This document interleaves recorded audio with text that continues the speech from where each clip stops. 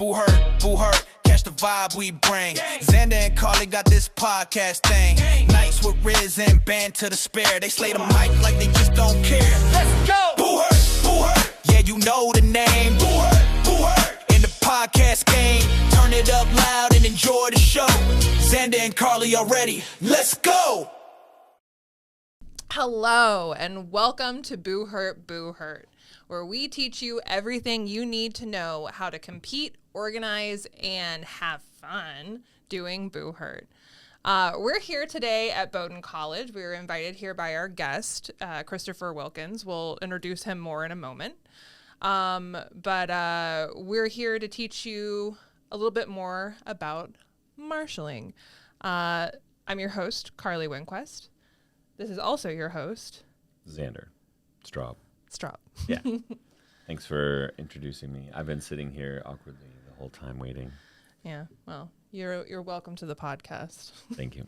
I'm here, and it's really cool to have our cameras and everything mic'd up. I don't know. This is really cool studio. This is really nice. Thank you. Truly, we have some really great spaces here at Bowdoin. Yeah. And I should probably take this time for legal to say that the thoughts and opinions expressed here are not the views of Bowdoin College, but are individual opinions. Yes. Precisely. They're our opinions. Agreed. So today we're going to be talking primarily about marshalling. We felt Chris would be a wonderful person for this topic because of his dedication to marshalling over the last few years that I personally have been nearby and a part of from I think when you first started marshalling.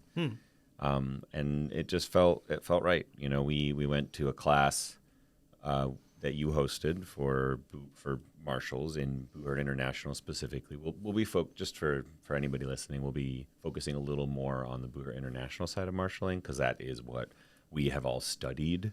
There's a lot of things that overlap, especially in like mentality and communication, teamwork, stuff like that. But we'll be primarily focusing on Boo Hurt International. And to be clear, Boo Hurt International is a league that has a set of rules that we are fighting under. Right. There are other leagues out there, most notably, and IMCF, which is International Medieval Combat Federation. Yes. That was great. Oh, great. I've never gotten it right. Okay. There's also, I think HMB still exists in Russia. I think it's called HMB Russia. Oh, okay. Yeah.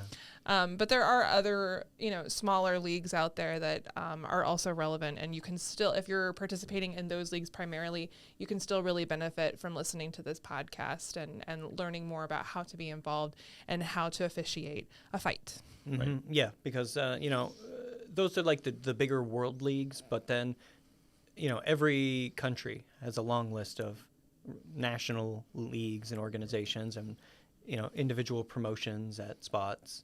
Mm-hmm. So no matter which way you're involved, the sort of like principles of marshalling and refereeing and officiating, they all kind of carry the same. Yeah. So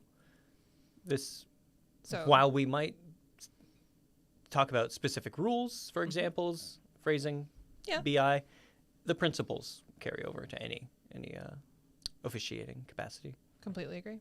So that's why you're here, Chris, because you've put a lot of your time and energy into studying marshalling and like I saw we fought in 2021, but I don't think I've seen you really put on armor since then because every event you're either running the marshalling section, we call it like the head night marshal, or you're night marshalling one of the lists. Mm-hmm. And I also see you, again, teaching classes. Like that was the most recent thing we did officially with Chris as far as marshalling is concerned when it came to learning and studying it. It was 2 days, right? We had a whole programming and everything. So do we want to start talking about the camp? Well, let me come back because I want to introduce you, right? Yeah. So this is me introducing you, everybody. So basically, Chris, why don't you talk a little bit about why Boo Hurt, why marshalling, why helping host a club? Who's Chris Wilkins? So who's Chris Wilkins? Sure. Born and raised here in Brunswick, Maine. And I grew up heavily involved in scouting, Boy Scouts, at the time. And, I went all through the program. My family was all involved in the program. So when we would like live at summer camp, I'd get exposed to all kinds of merit badge opportunities, and then I worked once I was old enough at the camp myself in the summers. And so those sort of like principles in scouting really are pretty core to my personality. And the lessons it teaches you in leadership and sort of community building, and also like how to execute on projects and ideas and get people together, it all really feeds into organizing a club. So, I got involved in fencing after high school. Oh, like sport fencing, like right, okay. you see in the Olympics. Yeah, not at that level. Yeah, well, yeah. I'm like we would be having a different conversation if you were at the Olympic level. I've seen your soft kit skill. Yeah, so it translates. Good. Continue. And so, even actually, that was here with the Bowdoin Fencing Club. Oh, cool. I got a really great opportunity with my good friend Sam Tung. He was the captain. He actually revived the club. Oh, cool.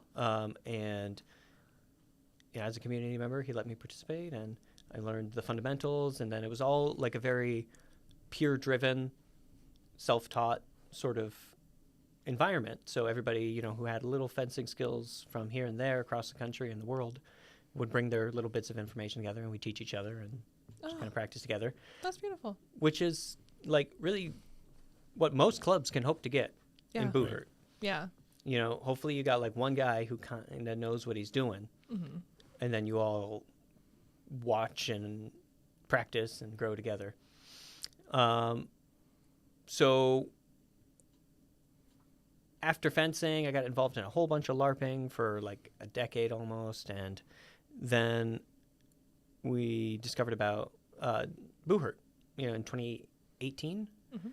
I think a couple of years ago, I had friends who went internationally, and they had seen it while traveling and told us about it. So I was like vaguely aware it kind of existed, but I had no idea it was like in New Hampshire, like the next state over. Yeah.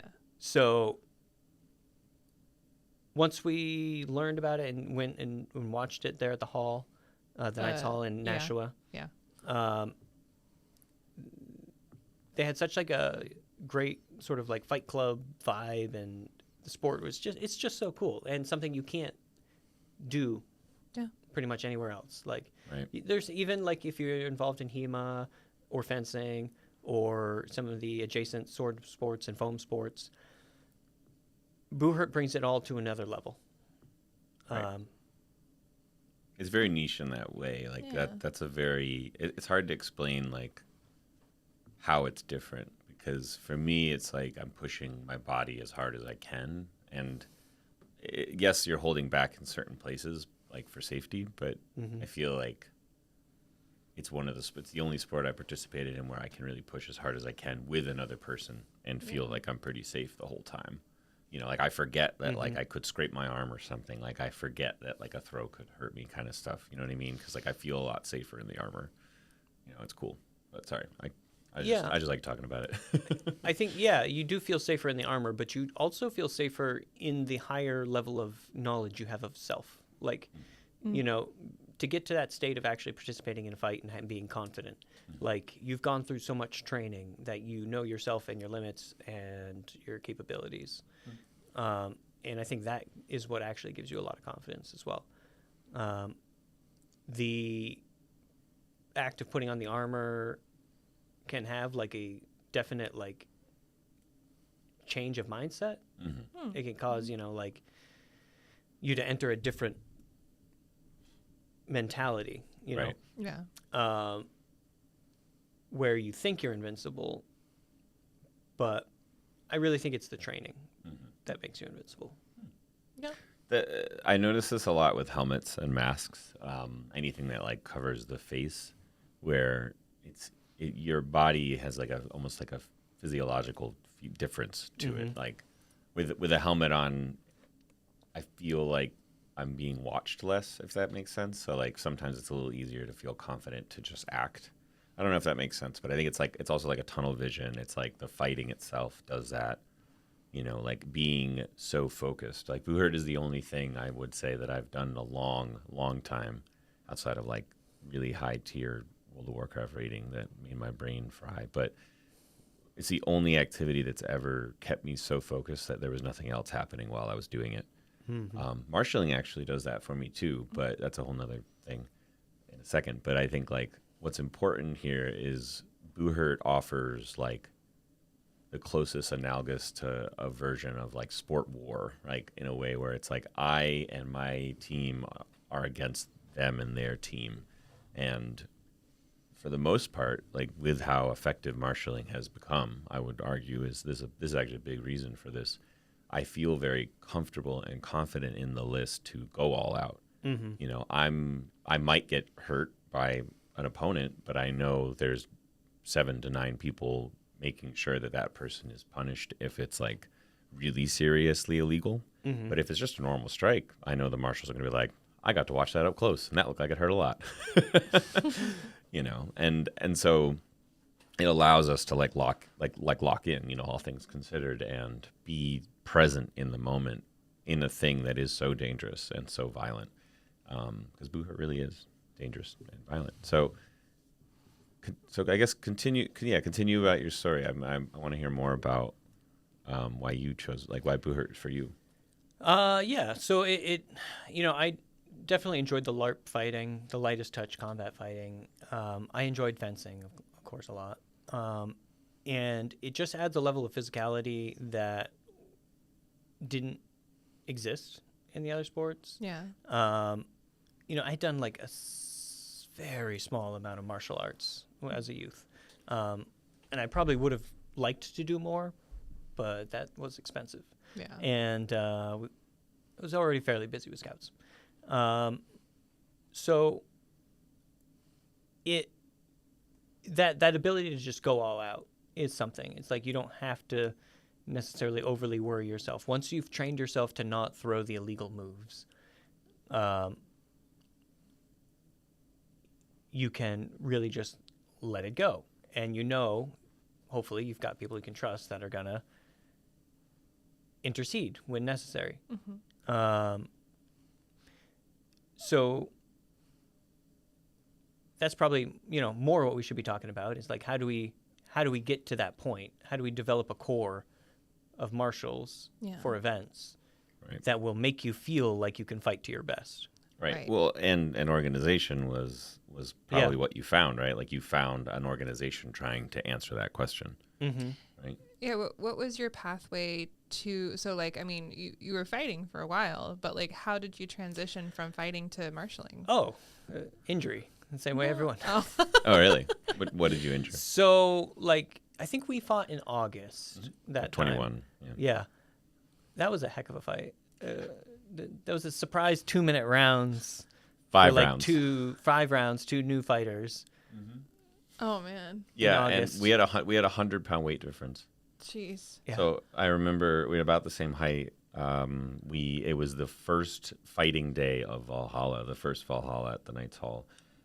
Like we had a bunch of guests that year too. It was like Craig Ivey and Joshua Kearney were gonna fight as well, like each other that weekend, which I thought was like kind of a, like for us that was like a celebrity moment, because like, I mean, I don't know about you specifically, Chris, but like I had only known the Knights Hall at the time, and a bunch of people, like Brett Skinner was there, like a bunch of named folks that I'd learned about over time. Paul Friedel, like Paul the Barbarian at the time, like I remember he was in the show, and like all that, you know, so it was cool. Like We should give a little context for who the Knights Hall is and what they like, what their significance is in the sport. Chris, Just a real quick. I like mean, your description.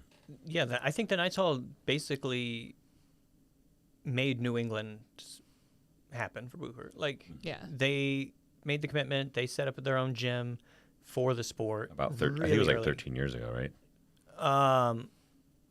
It must have been before 2006, I want to say. Yeah, it was a while. Yeah, like, so they created an anchor that really let it take root in this country. Right.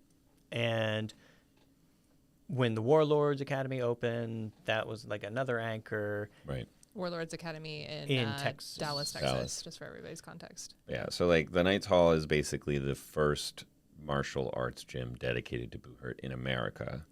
And longest running. And longest running, yep. Still and they did recently move very close to where they are, but they got to a facility they think will work better long term. It's more outside, so there's some cool stuff there. But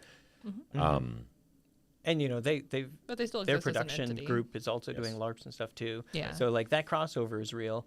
Oh yeah, yeah. well, that's like and- where we met. Yeah, just being like multidisciplinary also just really feeds into a sport that is ancient and modern and mixed martial art. Yeah. Yeah. So like 4 years ago was the first event they had called Valhalla, which was like for the fighters camping weekend training event. It wasn't really for like spectators, but it was for community and so on and so forth. So we fought we fought Thursday, Friday, Saturday, and Sunday that year, which for a lot of new fighters is the first time they've ever put on armor 2 days back to back. I remember that being a big deal. And then at one point, like I think we got to 3 days because we were just hanging out one of those days, and like because we were newer but promising fighters, we basically were just thrown into the ring. And when sometimes your coach throws you in the ring, you're like, okay, well, I'm doing it. Like, but we got told it was 5 rounds of 2 minutes. I was fighting myself most of that fight. Like that is one of the things that I credit to my ability to continue fighting longer. Is most of the time I'm like, I don't need to be fighting the guy across from me. I just need to be fighting. Like I just need to go. I just need to like. So push. that's that's the Knights Hall. Yeah. Yeah. So Sorry. So yeah. Yeah. So we had a a good scar fight. from that. Oh yeah, you fell on your Fell on sword, my- right? Yeah, my cross guard Yeah, I punched me in the remember. butt. in Yeah. the butt, Yeah. Yeah. all the way through Well, it Do you just have a kind of hole? scraped. Yeah. That was I have a bad. hole in my in your butt. padded shorts. Yeah. Oh no. But you suffered an injury, so we fought Oh yeah, there. so we fought there, and then like we had a training camp. We brought Brett up Yep. and had like a regional training camp, and I tore my ACL, Which one? my right one, Damn. and it was half torn, so Okay. it's like non-operable, but also very Painful, I bet. yeah, it was pretty painful. Yeah. And our health system being what it is, it didn't really get diagnosed right away. They tell you to walk it off for weeks, and then they send you to PT, and then they say, well, we're just going to ignore you for a few months. And then Right. eventually I got an MRI, and they're like, oh yeah, it's torn. And they're like, oh, okay. Great. What are we going to do for it? Go to a specialist. He says, nah, nothing. If you're a healthcare provider out there and you want to sponsor all of Buhurt, we would love you Yeah. forever. Please. Any we want sports to medicine people who want to get involved, we want to just hit each other Yes. forever, Yes. and you can help that happen. we'll put your name all over the place. We Oh will. yeah. This person turns us into cyborgs. I'll get your name tattooed right on whatever you help me rehab. No way. Yes way. Yes way.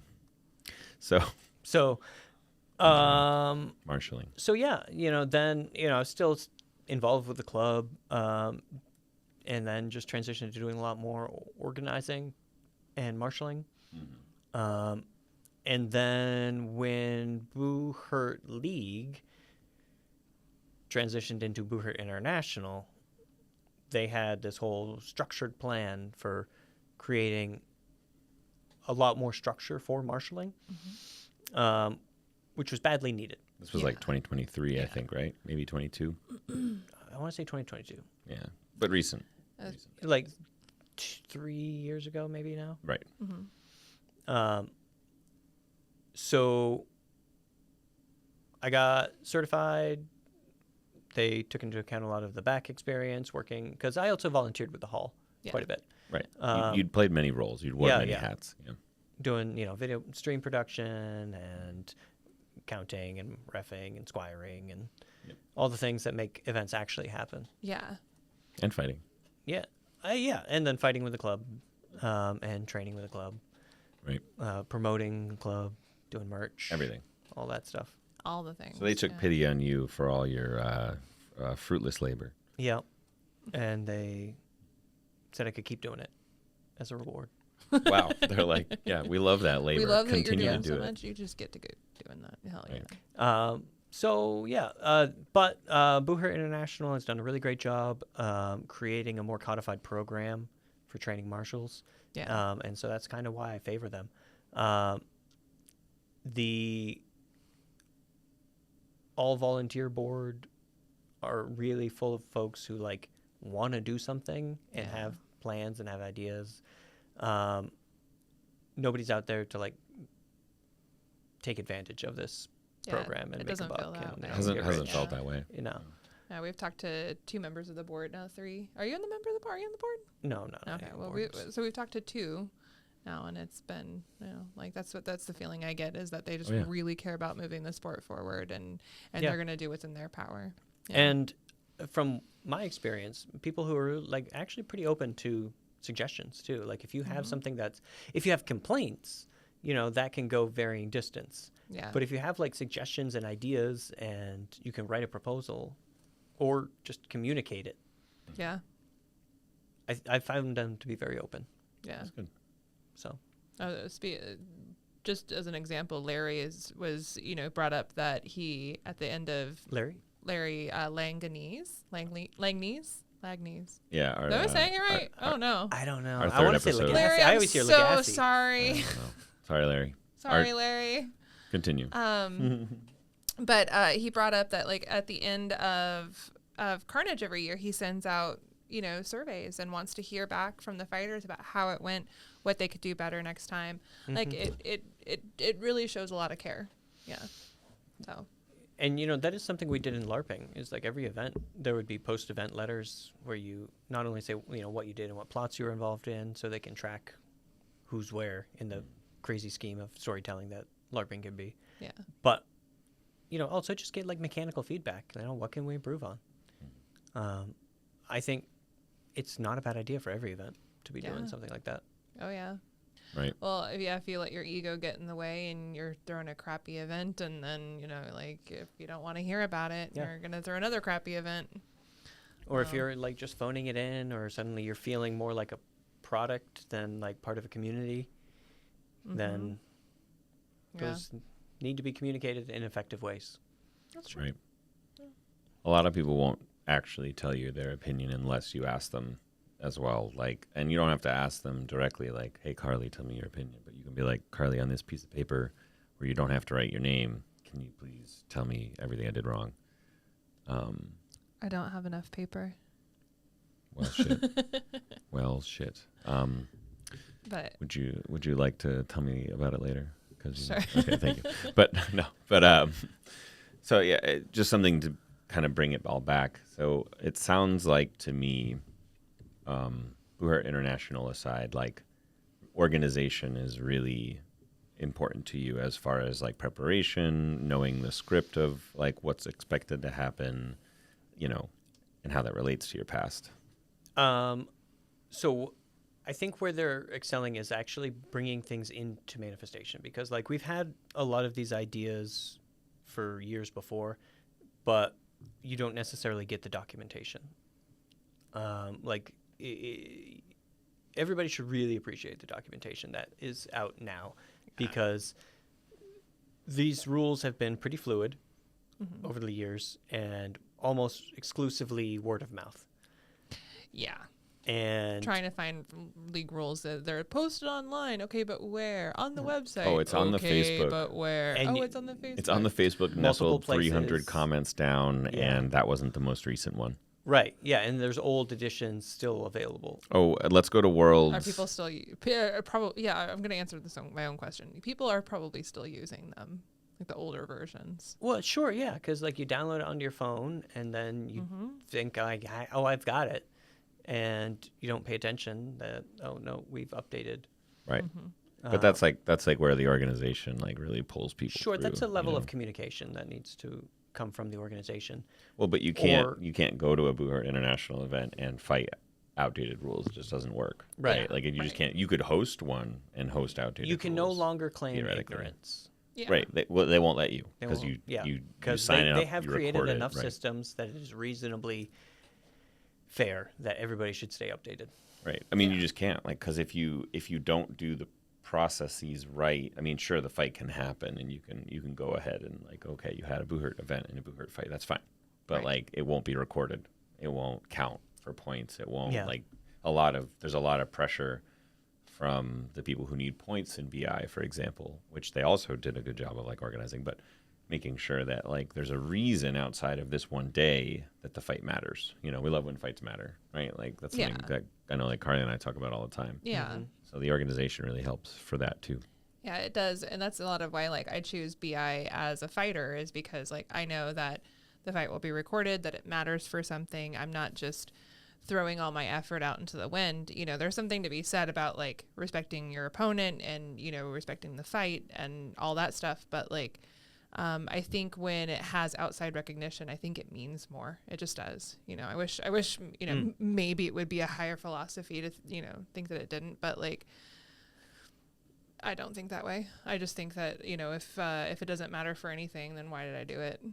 You know, like if it didn't count towards a record, if it didn't, you know, mean something to somebody, then I mean, there is the argument that it's fun in the moment. Yeah, it is. That'd be the higher. But so is version of Carly. practice. So is sparring. Sure. So you know, a lot of things that are a lot safer. But if you're gonna go out there and really fight and put your body at risk, like because you got hurt, you're explaining 2 injuries that you had that were pretty foul. I'm like I've experienced a couple of my own that like, you know, and one of them was at an unsanctioned. It was just a show. Oh yeah. And that added some insult to it because I was like, I got hurt. It didn't even matter. You know, I wasn't putting my body at risk for some kind of reward or title or medal or anything. I just hurt myself.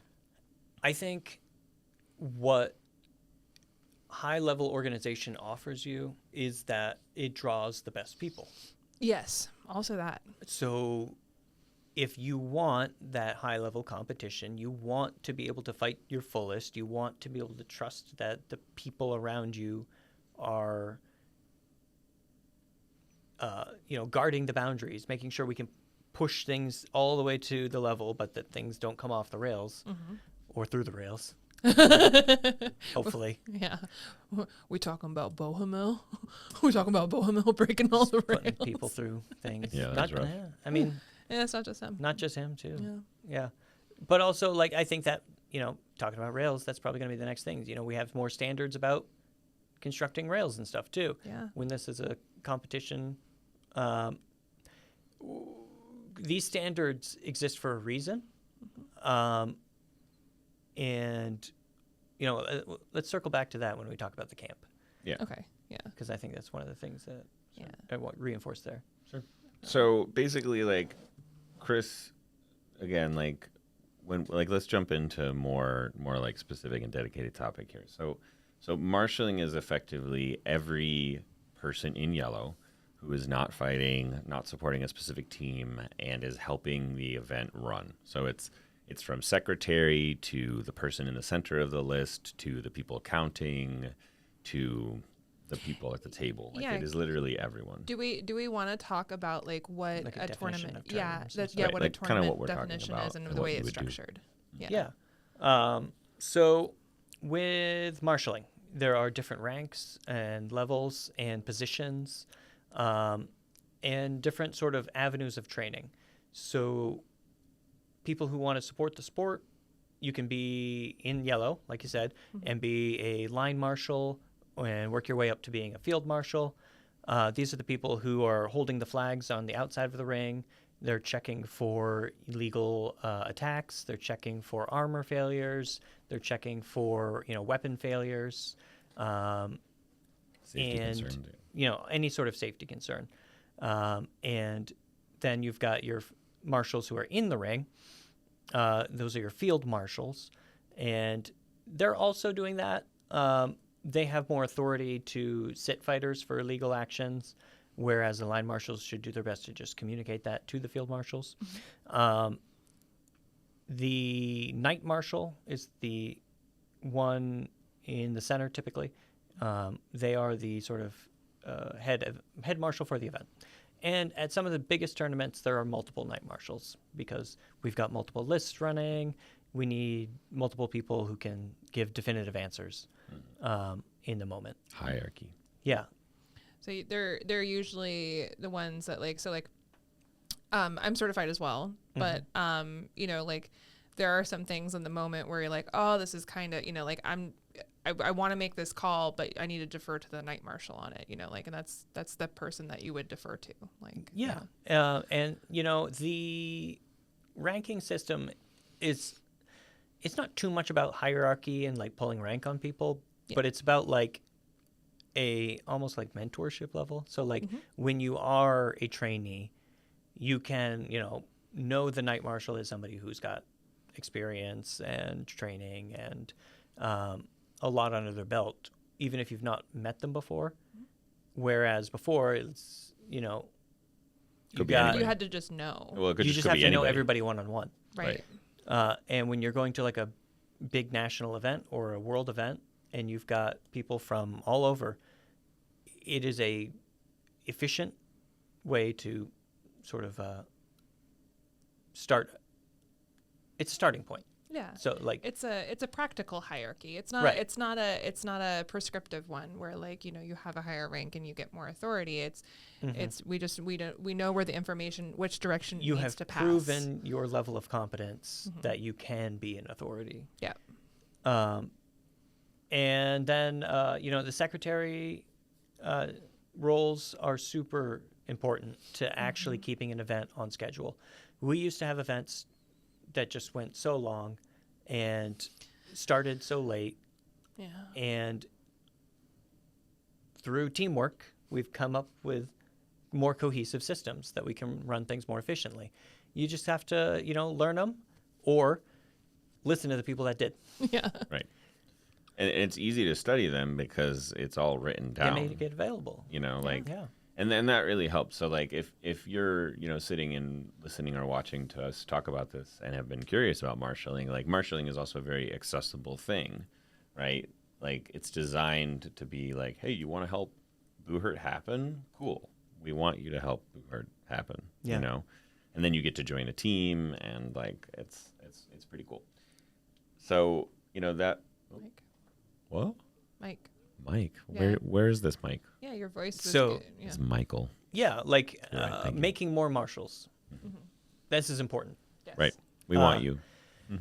If you are interested in the sport and you do not see yourself fighting, you should maybe think about joining the Marshalling Corps because you get to be very involved.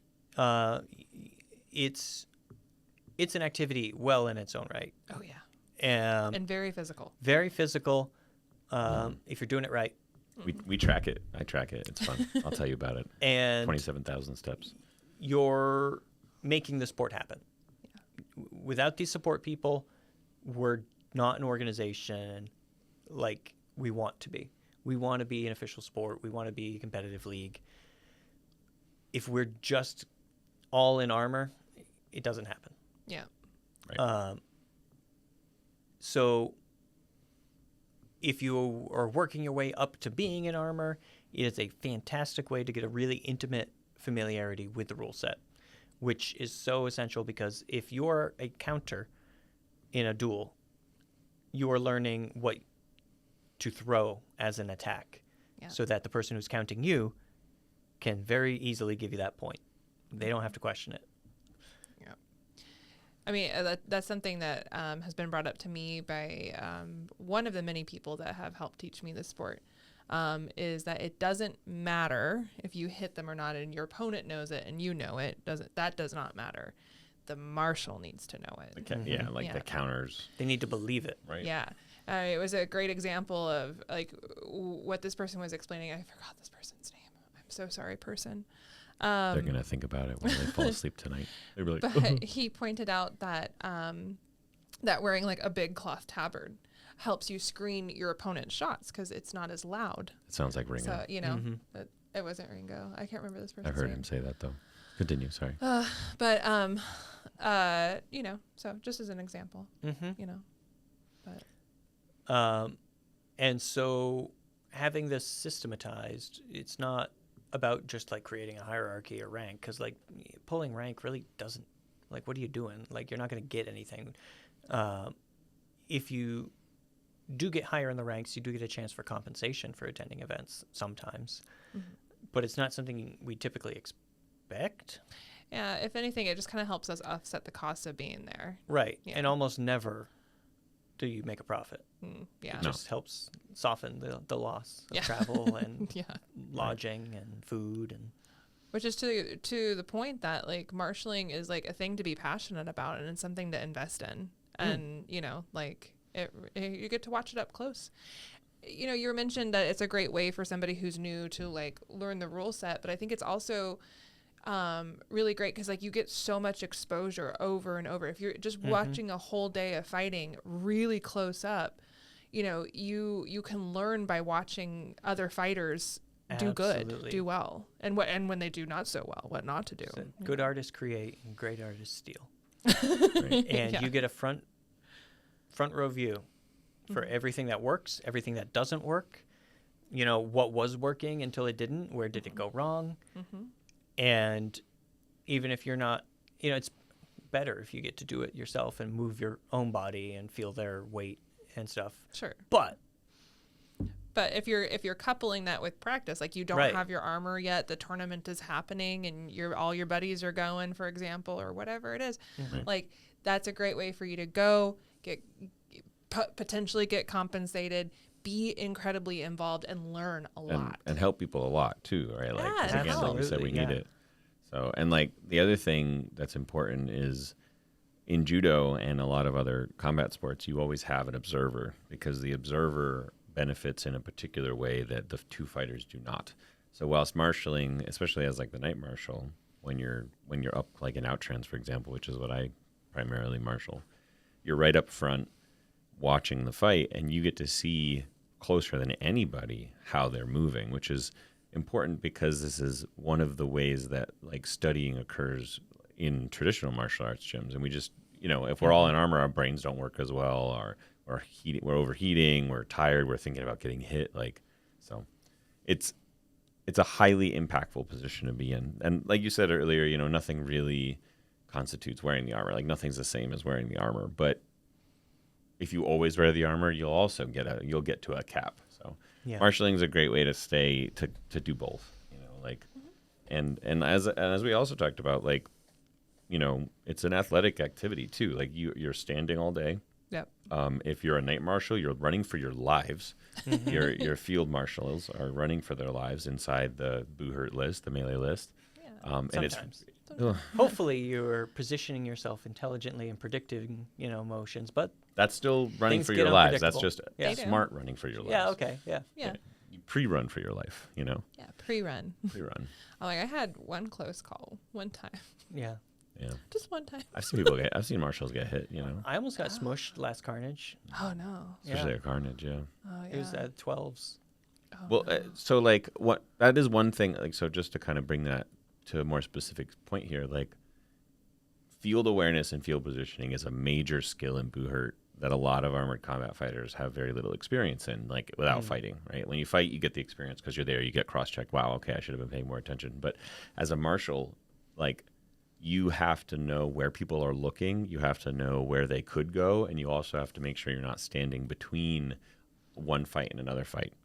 Because like, and you also have to assume what's going to happen, and you have to like get used to how people move. There's so much to think about. Yeah. And you have to do all of that while making sure you're watching groups of fight to make them be safe, making sure you're safe, making sure your other teammates are safe, and knowing all the rules at the same time. So like keeping all of that in your memory while you're running around, again, for your life in a lot of ways. And hopefully not blocking the view for the audience. Right. All of that makes a better Buhurt fighter, because that is a skill that you can only learn from inside the list, which again, armor or not, you're inside the list. Right. So. But and not to bring this too hard into like, oh, you know, do marshalling if you want to do Buhurt. You can do marshalling if you just want to. And if it's too scary, or if you're afraid to make the calls, like, you know, like you know, and it is nerve-wracking. Like my first call, I was like, oh my God, gosh, I hope I'm right. Like, Yeah. I hope I did it right. I know I'm right, but it still is nerve wracking. Like, I still feel that, like, even myself with like all the confidence that I'm born with, you know. And at some point, Yeah. you will be wrong. Right. Yeah, and you have to know how to eat that. If that intimidates you, don't let that prevent you from marshalling. There are other things that you can do. Learning the rules, being a secretary, helping run events, be like grabbing, or at Carnage they have, what do they call it? The team acquirer. Yeah, fighter wranglers. Fighter wranglers. Right. Yeah, there's a lot of things that... Photographers. Yes. You know. There's a lot of things that you can do that don't really necessarily mean that you have to marshal. Right. And I think this is something clubs really need to get on, is recruiting people explicitly for Yes. support. Right. You know, we want them. Yeah, it's not. We always have to be recruiting fighters and letting people know that this is something that they can do. But they can't do it to the degree that we want to do it if we don't have those support too. And you know, ideally, like I feel like every club should have their own core of marshals and support people that they can contribute when they go to an event. Yeah. Because it is very difficult to organize these larger tournaments and pull enough people in yellow that have enough training, are available, can travel, can afford the cost, can, you know, facilitate making the higher level play possible. And treating those people, I think it's really important. I think somebody who's running a club or group or anything like that, treating those people not like your servants or overlooking them, but treating them like your actual, real, full teammates, I think goes a long way to make sure that you get the support that you need, and that your support feels appreciated as well. Yeah. Those people aren't just your auxiliary. Yes. They They are the core. are the core. They are part of your team. They should have, you know, the club jackets and Yeah. Not while they're respected marshalling, just though, as like- much as your fighters. Yeah. Can't wear Put the them team in jacket. put them in their group chats, okay? Yeah, put them in the group chats. Right. Get them in the team photos. Yeah. They're part of your clubs. Yes. Exactly. So I guess that brings to me another thing that we talk about off and on, and came up a lot when you were running camp for us, or not for us, but for everybody. What about the culture of marshalling, like the mindset? I know you talked about scouting earlier. Yeah. You know, we literally, just to paint a picture for the group here, like when we got to see Chris in his like marshalling teacher mode, he put us in his old scouting halls, and on the ceiling all around us were all of his values, and it's like integrity, dedication. I don't know. You know them all, right? Give me some more. Yeah, it's trustworthy, loyal, helpful, friendly, courteous, kind, obedient, cheerful, thrifty, brave, clean, and reverent. Yes, yeah, I should have just let him say it. But like we were, you know, sitting there being talked to about the creed of marshalling. Like it's not specifically the word they use, but like there is truly like a salient, like this is the type of person that we're like we're sharing. This is the front. I don't know. Can you give me better words than that? Yeah. Right. Yeah. So it does kind of take a certain personality to do marshalling. If you have to be able to remain neutral. You know. So I'm part of a club. I help run a club. I started a club, but most of the time I don't get to do things with the club because I'll be the person marshalling. And if you can't not be objective, then maybe it's not the best. You know, maybe if you want to support, you could do organizing beforehand. You know, like getting people to fill out brackets and forms and stuff is a nightmare. We'll talk about what being not biased is like. Like what how do you do that? Like what matters to you? Integrity. Honor feels like it's a kind of a loaded word, but like with my background, Yeah. But explain like give a little bit on each one. So like when you have integrity, like how does that cause you to make a less biased choice, even for your friends, even for your teammates? I mean, like one of the things I practice in my life, I call radical honesty, and it's just lying has never felt good in my life. You know, Scout is trustworthy, so not only did it feel like, you know, you're breaking a rule there.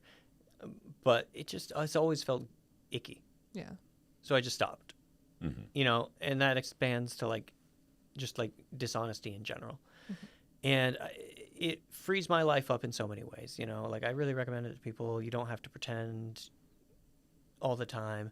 You don't have to remember stories you told one person versus another person. You just, if you remember it, and you speak what you remember and know. So being able to just be like, did they touch the ground? Yes, they touched the ground. All right. That's the end of the equation. You don't have to be like, oh, but I know Raul worked, you know, overtime this week, and you know, Raul being one of his teammates. yes, I'm fighting him later. uh, Chris is going to watch. it is what it is. This is another good thing about, you know, the level of organization we have is we have a set of rules that everybody reads and everybody understands and everybody agrees to participate by. You're not the one enforcing the rules. The rules enforce themselves through you. Right. And everyone's agreement to fight under them.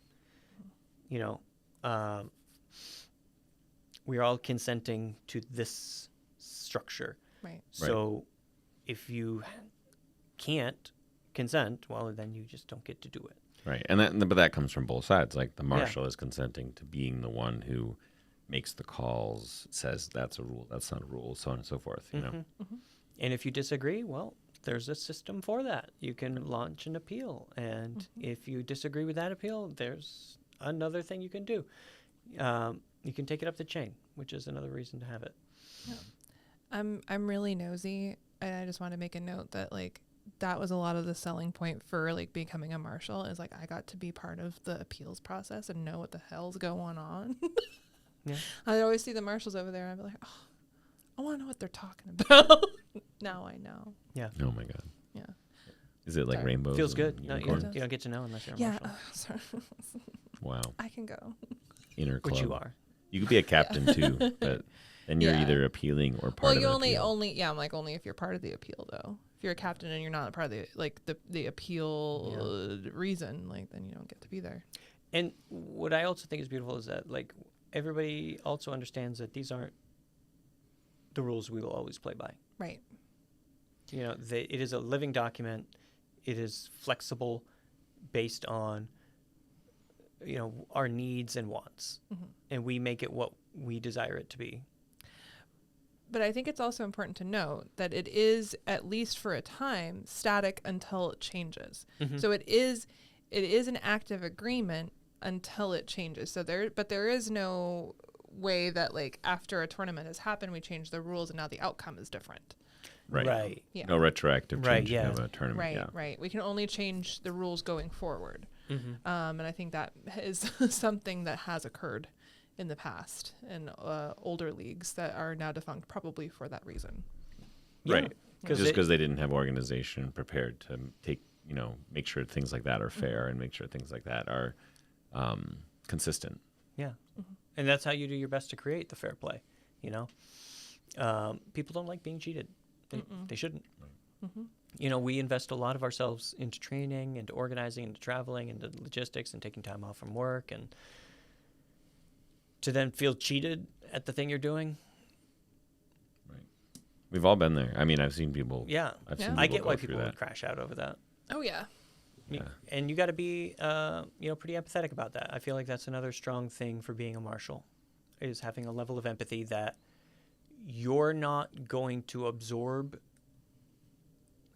It's not just empathy, because if you just have raw empathy, you're going to just be reflecting what everybody's thrown at you. And a lot of that is going to be aggression, because they're fighting for their life, Right. like yeah. we told them to, like we're making them do. Yeah.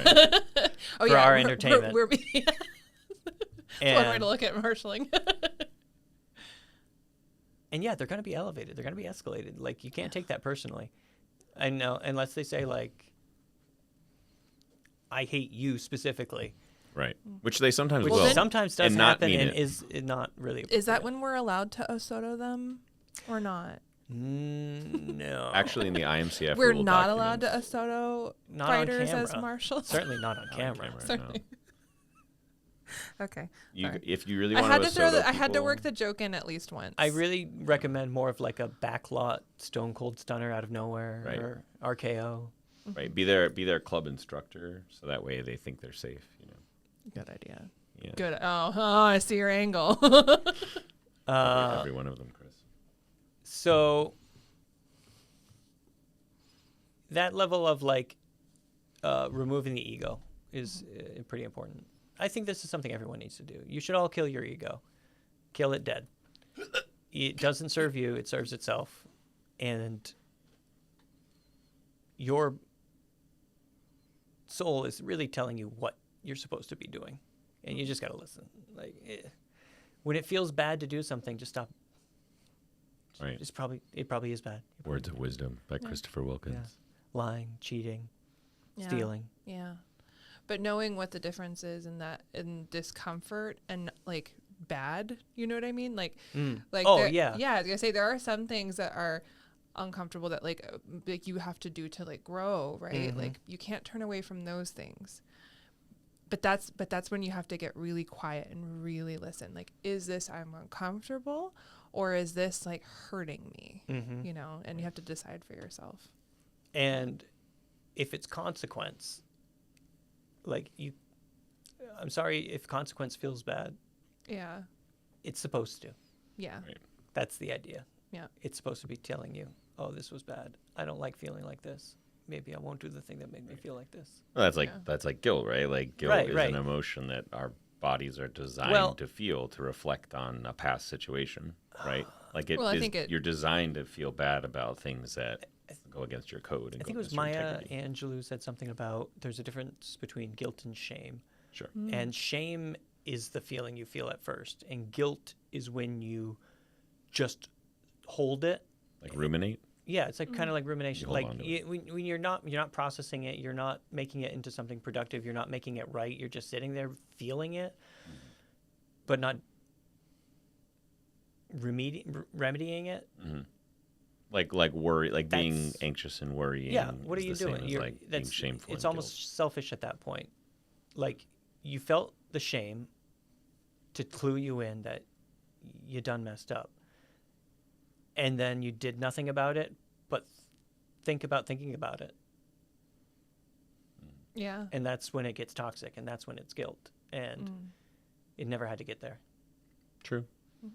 Right, but you can always work your way back from guilt too. It's just a different process, I think, because it's like a lot of you don't always have the opportunity to go back and say you're sorry. Like when it's that far away, you might have to kind of work on it internally. But just to like bring this a little bit back to marshalling here. Yeah. But it's all. No, but this is wax these are all, philosophical, but it is very such important. I'm like, I think martial arts brings this out in a lot of people, is because we all like fighting is so visceral and so human that it requires you to look within, and people who aren't good fighters. Well, and that is the thing. Like if you are uninterested in doing that sort of inner work, you're only going to get so much out of it. Yeah. I get some good exercise, but that might be it, sure, yeah. you know? or you'll be on the ground all day actually. So I'll just throw you Also down. potentially. You use rage, you'll throw you down. It's fine. The in marshalling too, like you can have really bad marshals who like go in with bad intentions. It's possible. Oh, I've It seen has happened Seen it. historically. Yeah. I have been in tournaments where the marshals are very either cavalier, a little authoritarian.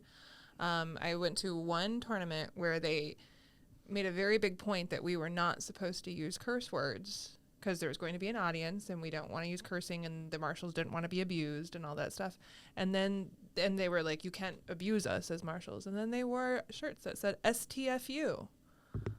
And I was like, that's disrespectful to the fighters. And it uses a curse word in the acronym. Like, what are you doing? Like, Yeah.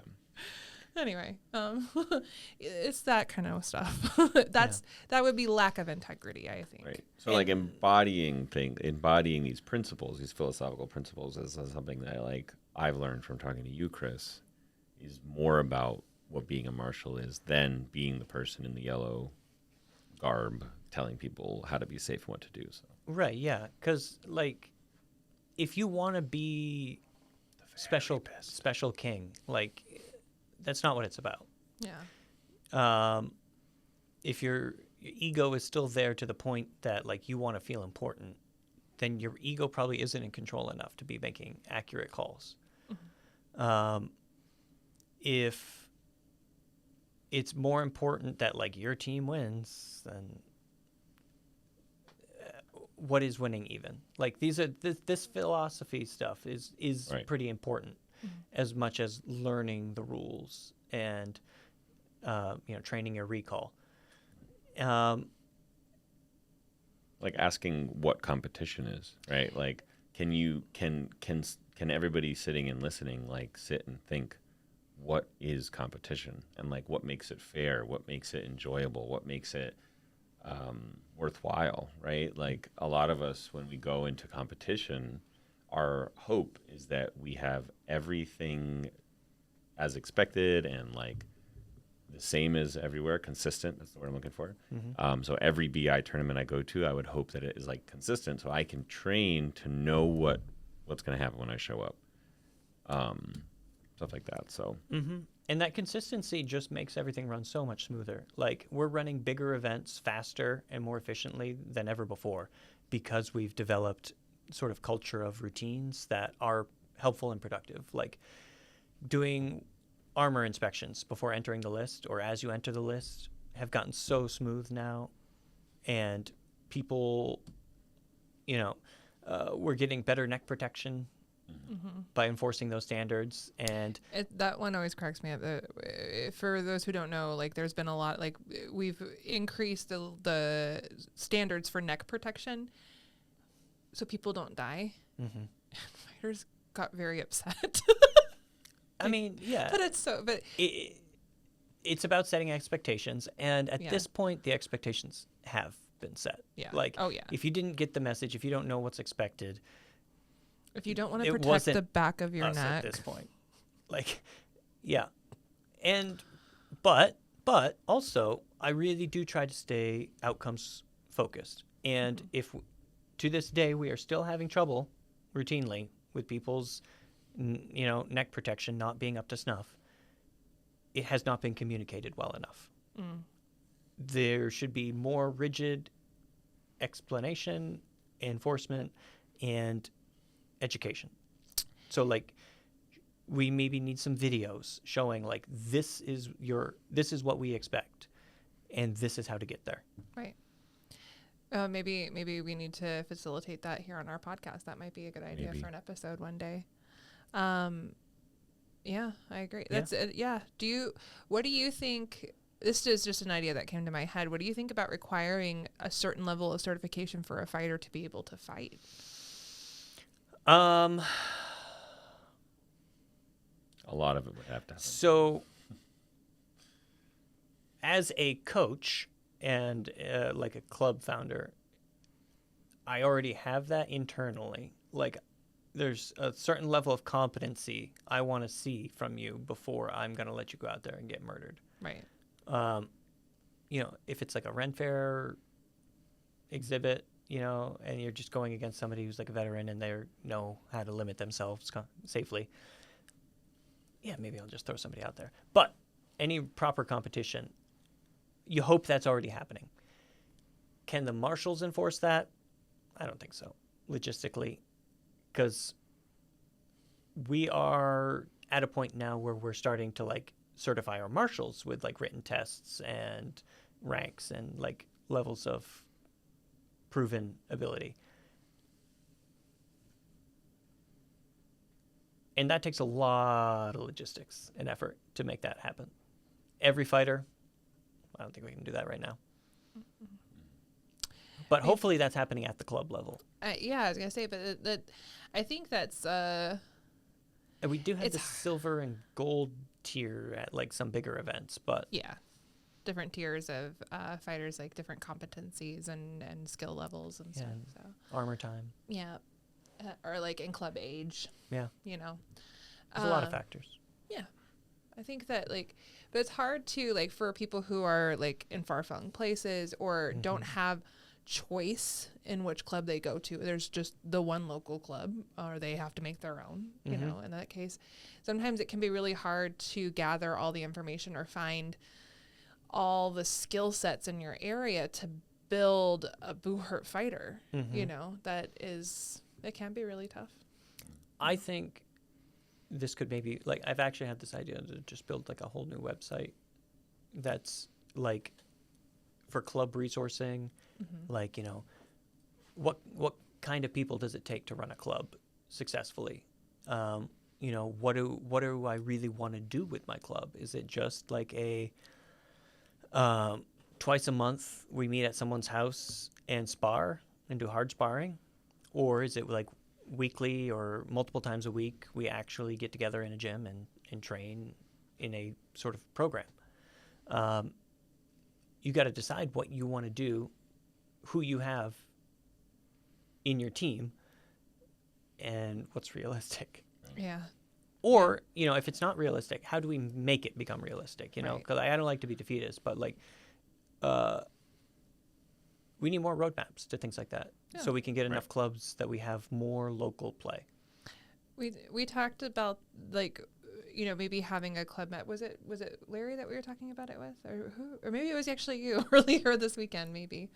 But we also discussed with Tanner Cox a little bit about like how, like, what kinds of skill sets you might need to lead a club, and you know, how he's done it successfully, and a lot of what he touched on is set your goal. Yeah, well, it is sacrifice. But he said set your goals. Like, make sure that's well communicated throughout your club. This is who we are. This is what we're doing, and this is why. And this is when. Yeah, This is when we're doing it. And coming through those selecting processes, like, you can't just say, well, we're going to be a Boo Hurt club. Well, what kind? Like, there are different kinds. Like, we're going to mostly focus on breweries and doing shows. We are going to practice for our local, you know, Renaissance circuit. In the case of Tanner Cox and San Jacinto Knights of Houston, it was, we are going to make a locally based melee team, and we're going to go to competition and do our best. We're going to try to win. Yeah. You know? Or if you have like one of the regional clubs, or you're like, we're going to win high-level tournaments. Yeah. Yeah. And there's room for a wide spectrum in your club, too.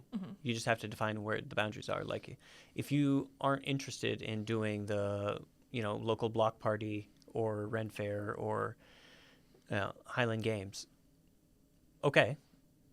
But they'll also pay you. Yeah.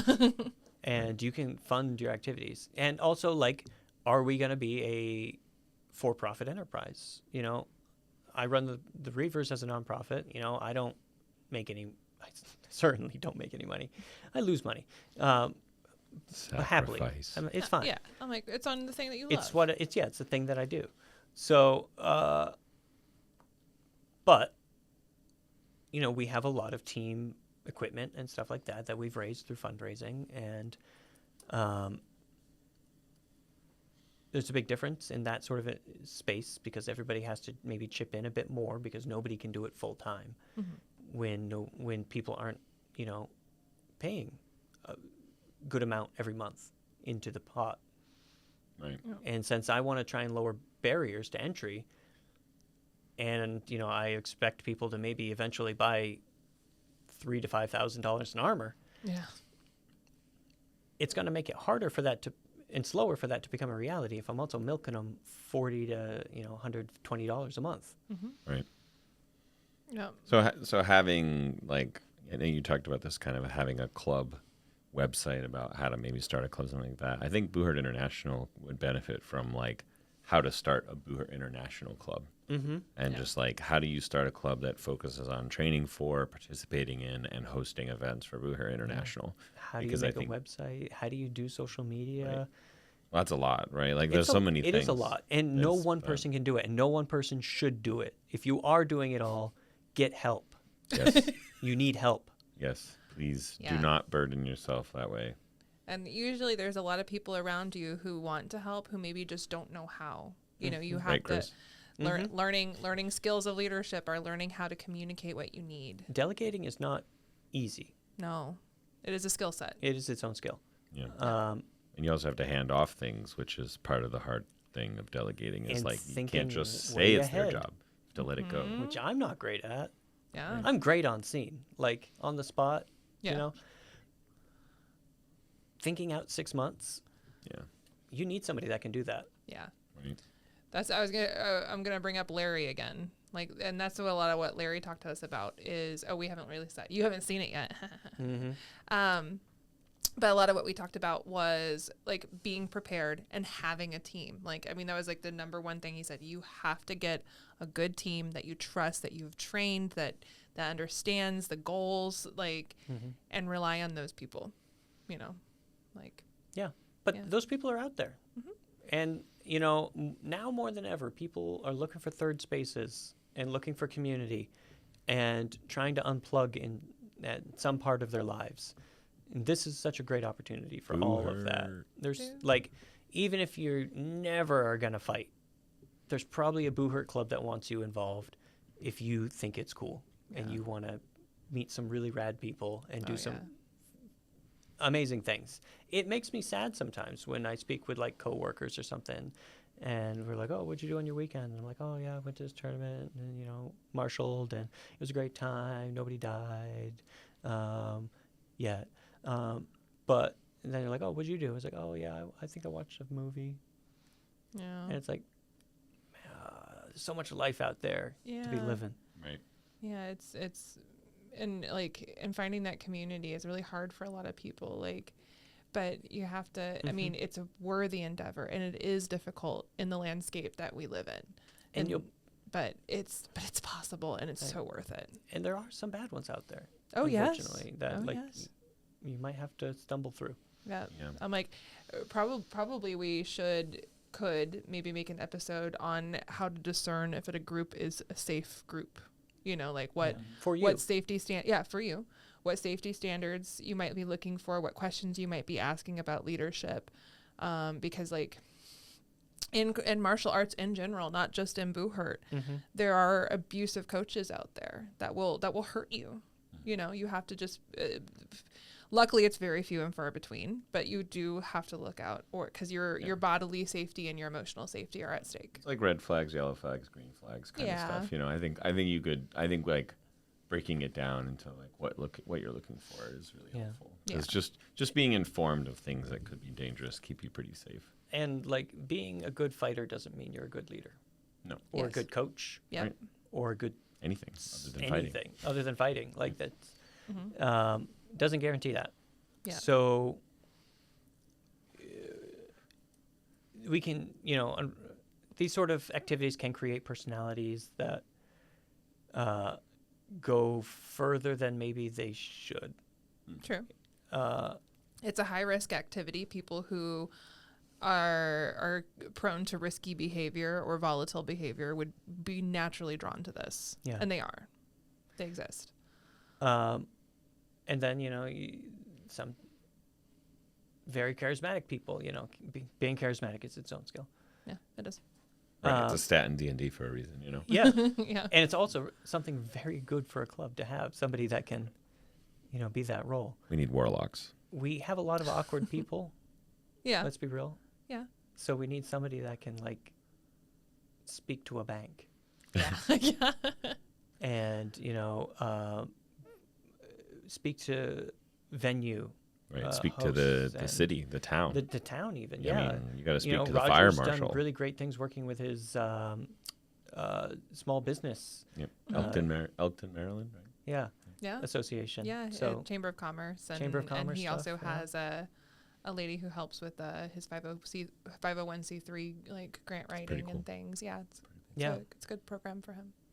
and if you know, don't bring your ego into it, trust the team, engage the team, you can do these really incredible things, you know? Yeah. Host giant events that draw people from around the world. To beat Or each other We up. can get there. Or just host a really good small one. Right. You know, that like, you know, fosters good community and competition in your area. Like, it doesn't have to be crazy. It can be, you know, but like, man, some of the funnest ones are just the small local ones. Yeah. They're, you know. The regular ones, the routine. Sometimes you know, you find a spot and it's not a huge turnout event, but it's in a venue that's like really pretty, or at a fair that always has really fun activities or like music, Good crowd, or live something. music or something Yeah. going. Yeah. You know, we have our Coastal Chaos event every August, which we always have like live music going and bagpipes playing, and it's really fun to just be in that atmosphere and fight, even if it's just local teams. You know, it's not. It's pretty good melee though. It's always a good time. Yeah, it's good fighting. Yeah. Yeah, And that's another thing. It's just like the more clubs we get, the more good fighting we'll get locally. We don't necessarily have to go 12 plus hours away. Right. Yeah. Having regular local events is really good for practice, for camaraderie, for community and all that stuff, which is probably, again, why we were advocating that we have more marshals in our community, because that's how we get to host more of those. Mm-hmm. You have to have arbitrators of the rules that can show up, have the time. If they are local and a little bit more frequent, and it's less investment in our part, then we can, like, I mean, just like it like feeds itself, you know. So Right. yeah. So that's why, like, we had mentioned the Marshall Camp, but I don't think I ever actually said. Oh yeah. Let's So talk like, about Marshall Camp. yeah, the end of last winter, the scout camp that I grew up at, they have this big old training center at the head of the road, and so I rented it out, and I ran a training course, because part of the training program for marshals, to get your first like rank of certification, one of those events you can attend can be a training seminar. There's so much to our sport, you know, between melees and duels and pro fights and weapon inspection, authenticity is a whole thing on its own. Yellow cards, red Yeah, cards, like, green we cards. don't have to talk about authenticity Actually today. carding and saving time to like talk about philosophy, the why behind the rules, and have fun. You know, also just socialize. Since you're sort of neutral at events, marshals tend to just like hanging out with other marshals, because you don't want to be overly fraternizing. And you actually make really good friends, you know, and then you do these big national events or international events, and you get to see people that you only see like twice a year, and it's like a little family reunion each time, and it's really great community too in its own right. So getting a chance to learn together and then relax together, I think, is positive to building a community within our community, and also just relaxing the vibe, you know. Well, because you're on the whole day, you Right, know, and yeah. then you're on in ways that like your fellow marshals can also understand. So we're able to like kind of speak each other's language a little bit when, you know, when Right. we're ready. And we're to developing, unwind. like in that process, we're also developing the process, and we're going to be able to get better and better in our communication and our practices through that. So, I rented out this training center. We ran a 2-day camp. You know, get all the food planned for, again, lowering barriers, making it really affordable to get there, and charging just enough to, you know, pay it off. You got, you know, your bunkhouse right there, so you don't have to play in a hotel. You got a little kitchen in there, so you don't have to go out for fun food. staying in the bunkhouse. It was fun. I think, you know, I spent many, many, many evenings in those bunkhouses. I think it's a lot of fun. And if we had even more people, I think it's You yeah. could have like 50 people. Are you planning on holding it again? yes, but it's not booked or scheduled. Okay. But I yeah. do want to do it again. I'm like, even though we already took it, I want to do it again. I will do it again. Well, I'm going to have you as assistants now. Oh, wonderful! Yay! So what, there was 12 people, I think, there? I think, there's about a dozen. Yeah, and Yeah. like you had a cap at, do you remember what your cap 45, was? I think it'll sleep. Yeah. Yeah. Okay. Well, I yeah. mean, like for the Marshall camp itself. Probably like 30. Yeah. I wouldn't just wanna to make teach sure more you're than getting 30. enough people. Yeah. Yeah, But make it was sure in everybody gets a turn. it was in a beautiful personal time. location too. Yeah. Yeah. And it took, I mean, it did take all day. I mean, truly to like we didn't waste any time, and we took breaks like everybody should, but like reading the rules, it does take a day, like to really feel confident that we learned everything about everything. And people will say, you know, you've looked at the rules, but like, have you? really going through every line and taking that amount of time not only just doesn't, like, I could get up there and go through the slides and just read you the rules, but what's the point? You could do that. Right. Where did that rule come from? Why does that rule exist? What is it actually getting at? Can you ask questions that come up right away? Right. Like to Yeah. a proctor who's trying to tell you and has those answers. And then you have your peers presenting, ideas that maybe you hadn't thought of, or scenarios that might make the rule a little bit harder to discern, like. And lived experience, right? Like Yeah. how many times did we have a conversation during the camp where it was like, oh, this was something that happened to this person, and they shared it, and then we talked about it, and then we processed it, whatever. And I feel whenever you get those like stories and scenarios that it just helps stick in your head better. Oh, yeah. When you have a real world situation where this rule came into play or caused this rule to be written. Yeah. Yeah. And then we also, the second day we had practicals. So we did some practical stuff in the first day too. I would have liked to have done more, but Sure. yeah, didn't get quite as many folks out for that bit too. But it was great to be able to like really like as it sounds silly, but like practicing when to say stop, fight, hold, and break, and like all those things, it really helped. It was really cool. I mean, you got to get the reps in. Yep. And it really helps to do it in a space where it's like you're not going to be embarrassed because there's no crowd. Everybody there knows it's training. And by getting those reps in, doing things in a sort of agreed upon manner, we don't all say, ready, fight in the same way. Yeah, your own little personal flair, the way you like to do it. But as long as you're communicating the same thing, that's important. But that's where you learn, like, okay, what do I got to make sure I say so that I can go internationally and they'll be able to follow me? That's cool. Yeah, definitely. I think we should talk a little bit about. This doesn't have to be our last subject, but we should talk a little bit about like if somebody wants to marshal, like what is the first step? I think if marshalling is something you're interested in, you really should try to make contact with a local marshal who's certified.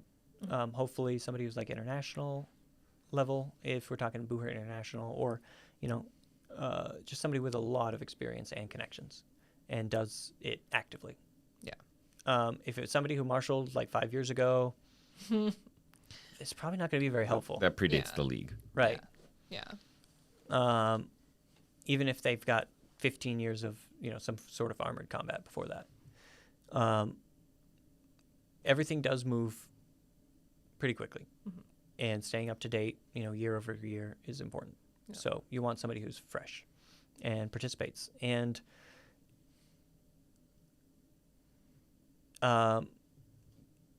show up. You could. I'm sure those people probably double dip as well.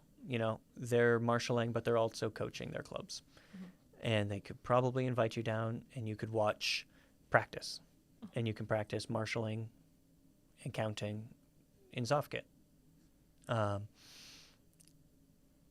Then when the person you're working with, it is kind of like at an apprenticeship place at this point, unless you can get to one of these classes and get like a real heavy crash course. You're kind of just apprenticing. Read the rules. And if you're really isolated, get online, find out who your regional head marshal is, since you're online already. Distance isn't a matter. Yeah. And then try to see if you can work with them online. Watch tape. See if you can make the call that's happening. One thing we don't have yet in a lot of our broadcasts is any sort of like direct communication from like marshal teams to the audience. Yeah.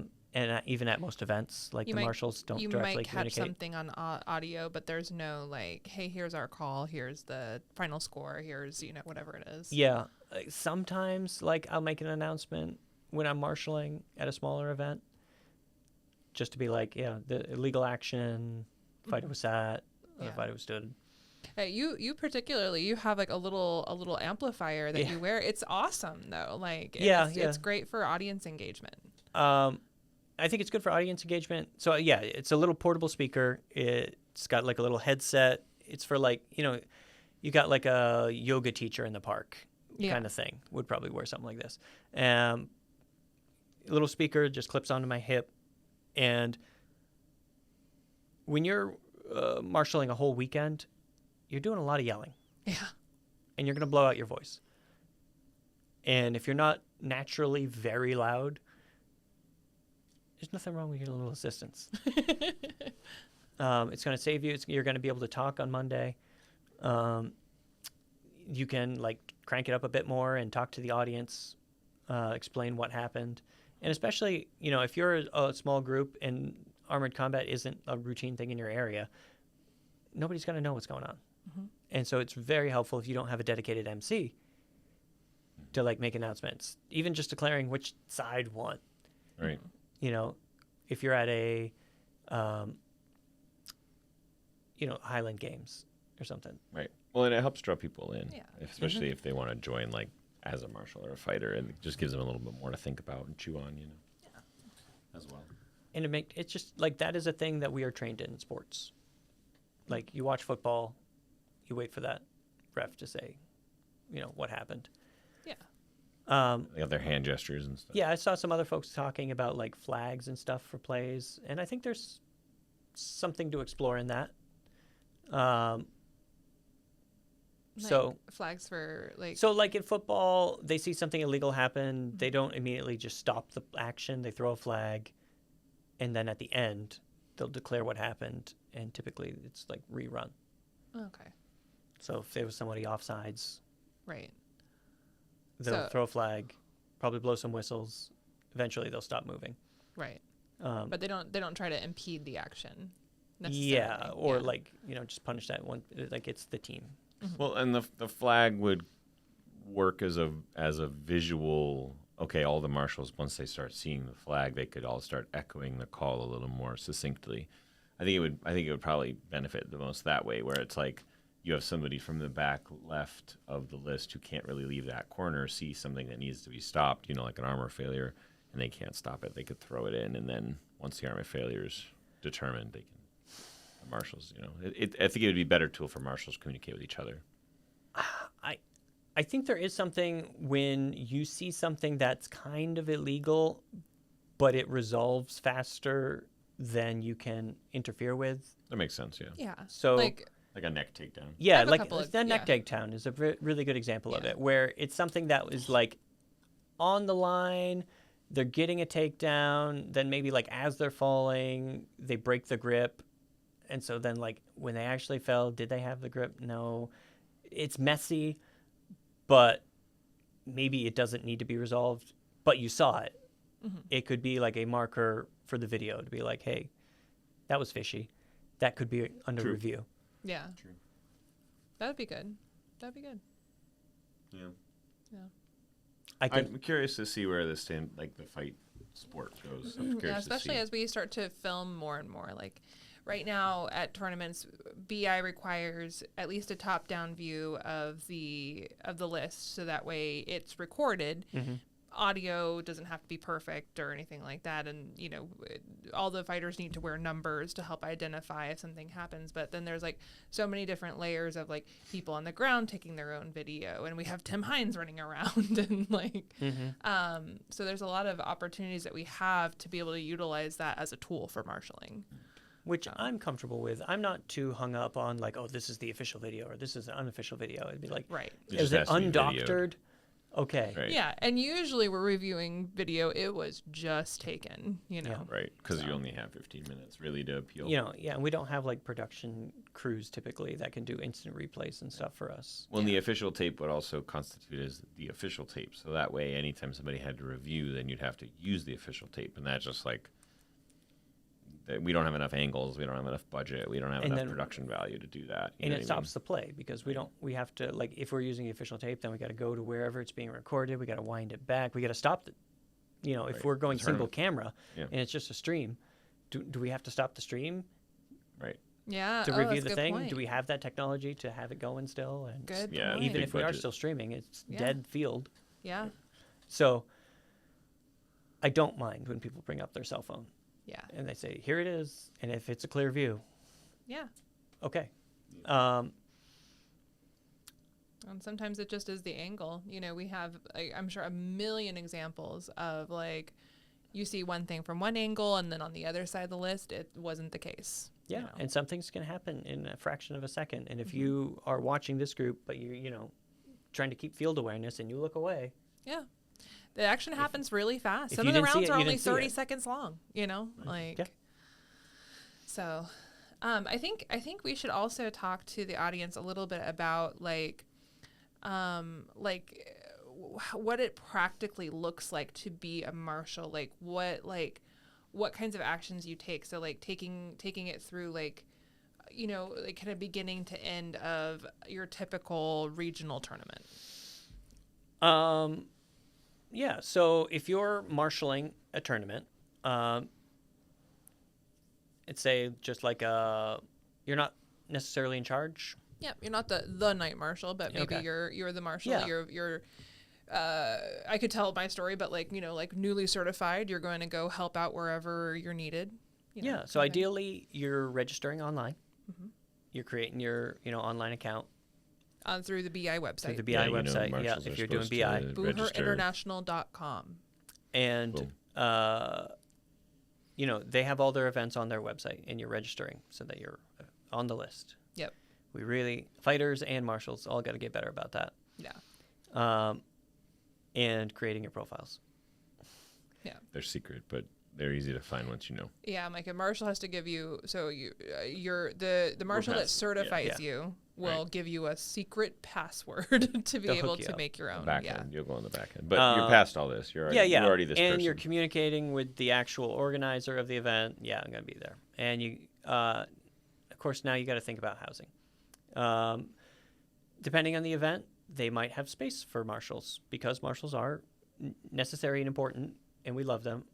Yes. Sometimes Take we care of have your extra marshals. accommodations for them. Give them an extra heated blanket. But, maybe you got a tent too. Yeah. It's just a very Put it- small event. Put a second tent on top of their tent to make sure they have as much accommodation as possible.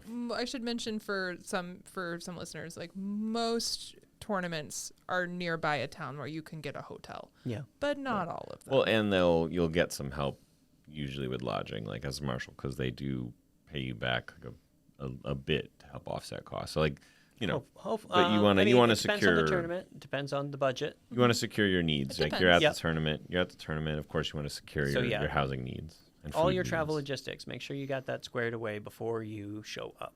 Before the day you leave. Yes. Yes. The day after you leave. No. And then when you arrive, depending on your level, there's like dress code stuff.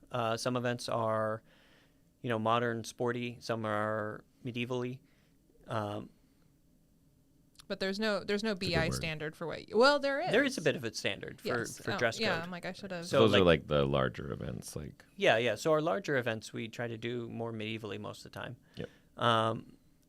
And internationally, almost always. Yes. Yep. Yeah. So eventually you're going to want to get a yellow medieval outfit, and probably at some point you'll be given a yellow marshalling T-shirt which you can for modern. you can modern flare it events. up though. Like you can flare. Yeah. You can make your medievally outfit really cool. But the most important part is that it's yellow. It That's what is, distinguishes you. Especially that's sort of like golden yellow. Yep.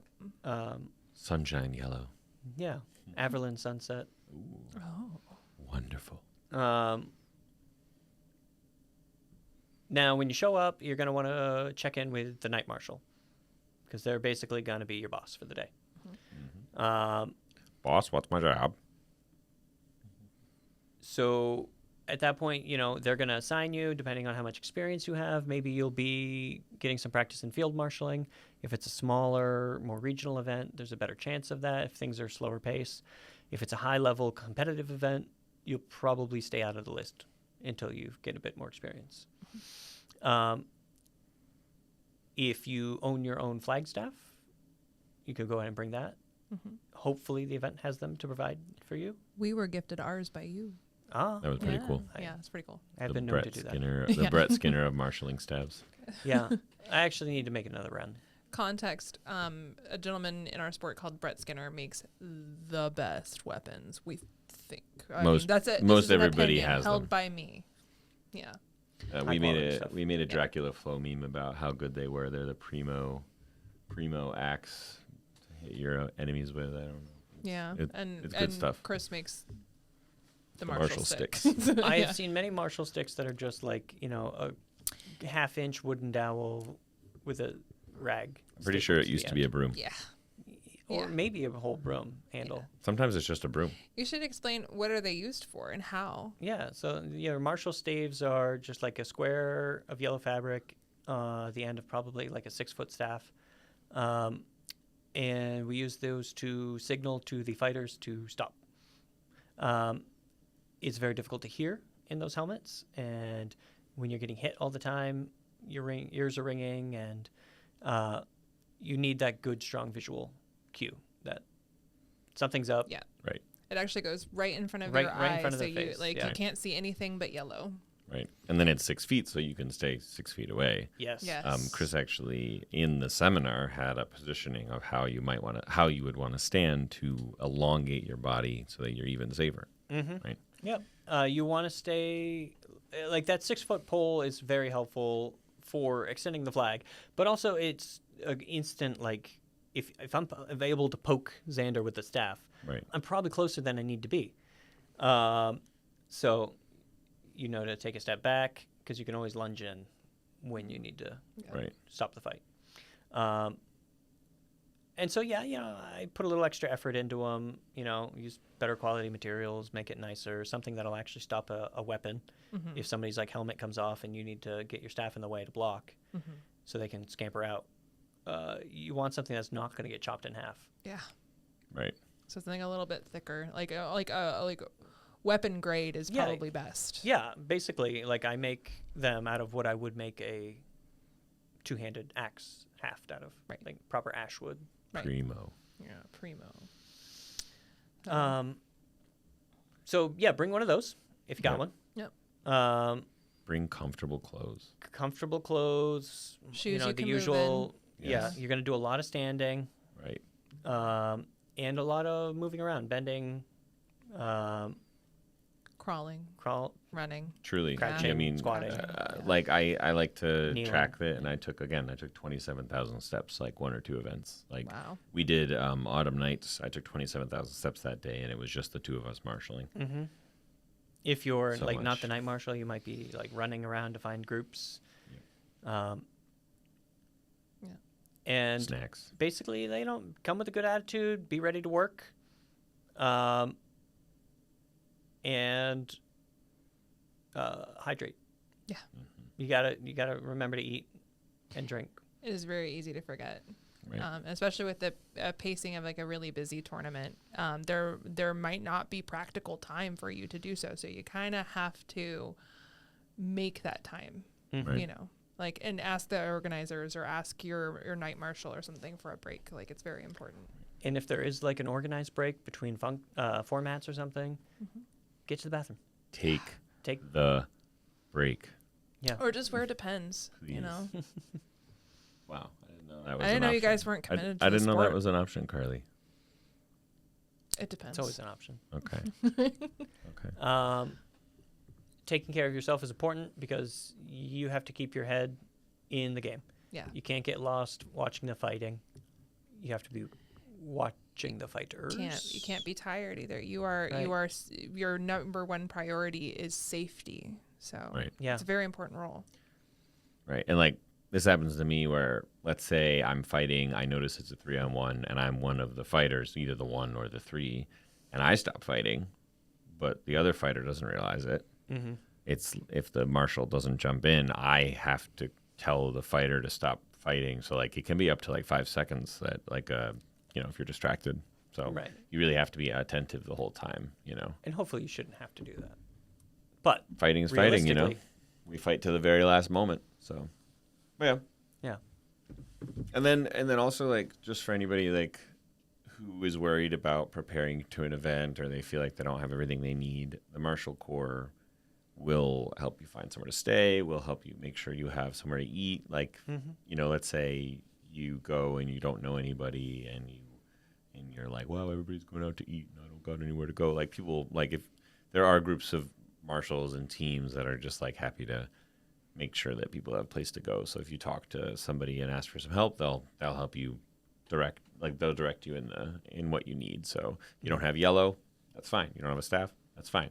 You know, like you don't have snacks, that's fine. You don't have water, you know, like, but bringing them and preparing for having that access to those things will help you and everybody else. So like I have a big water jug I bring. I have great, you know, I have shoes I love, and I just wear tights under whatever yellow garb I'm wearing, and it just lets me do everything I need. So Yeah, it's a pretty good group. They take care of each other quite a bit. yeah, it's a team. Yeah, because, you know, we're on our own little team to make the other teams happen. Yes, the most powerful wizards. They have staves, and all they have to do is wave it, and I take a knee. It's very powerful. Yeah. You know, and that is like another thing is you can't let that power go to your head, Yeah. or you won't do it for very long. Got to kill your ego. Right. You know? Yeah. Yeah.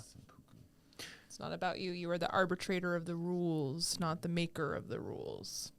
Although you can have influence. Although you can have influence. Yeah, yes. Through the proper channels.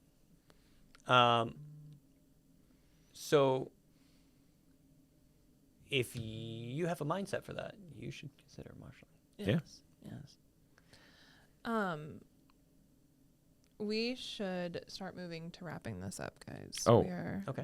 We're going to be late to our next gig. We got to fight later. Yeah. It's gonna be fun. We're going to fight at Banded Brewing in Biddeford, Maine. Yep. Which Yeah. is already happened by the time this comes out. Yeah. Oh yeah. You'll already know. Yeah, it will have already Everything. happened. Yeah.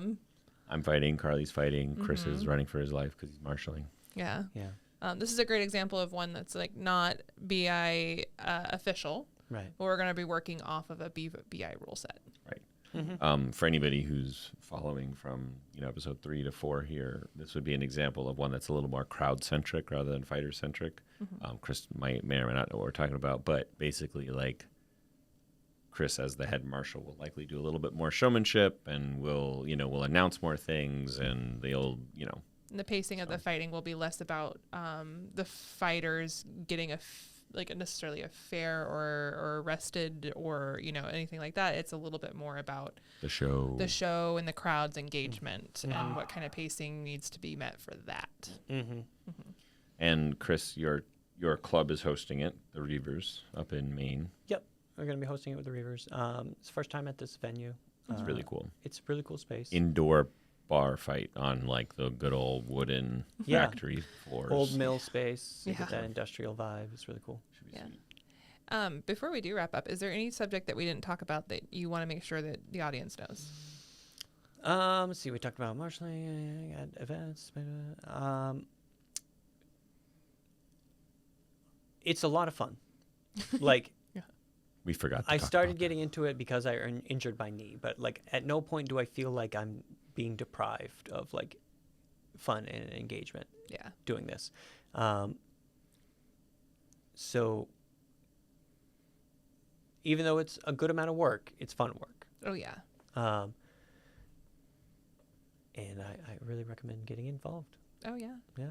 I agree. I still actively compete all the time, but like I am like as soon as I'm done fighting, I'm itching to get out of my armor and get into my marshalling garb and get right back in there. It definitely does not detract at all from the fun of the event. Mm-hmm. So And as much as people training should marshal, if you're a marshal, like primarily, getting some training in is also a good idea.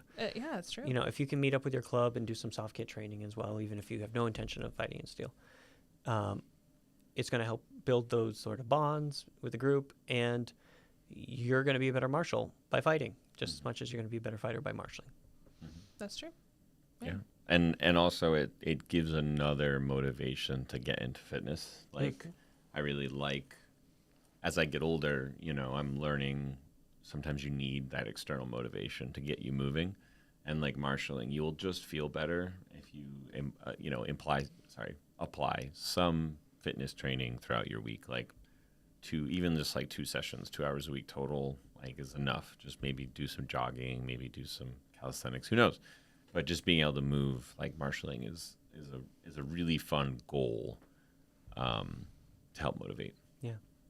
And then you're I guess already if you around are the interested and you're in the Northeast and you want to come to Maine for the next martial camp whenever it's figured out, Yeah. let me know. Yeah. And come see all of us. We'll be hanging out. Yeah. We'll be like, We'll just talk about Boo Hurt for a whole weekend. A whole Right. weekend. We didn't talk about anything else, even when we weren't like in martial mode, like in like learning mode. We were still talking about it, which True. is it was such a magical weekend. It was so fun.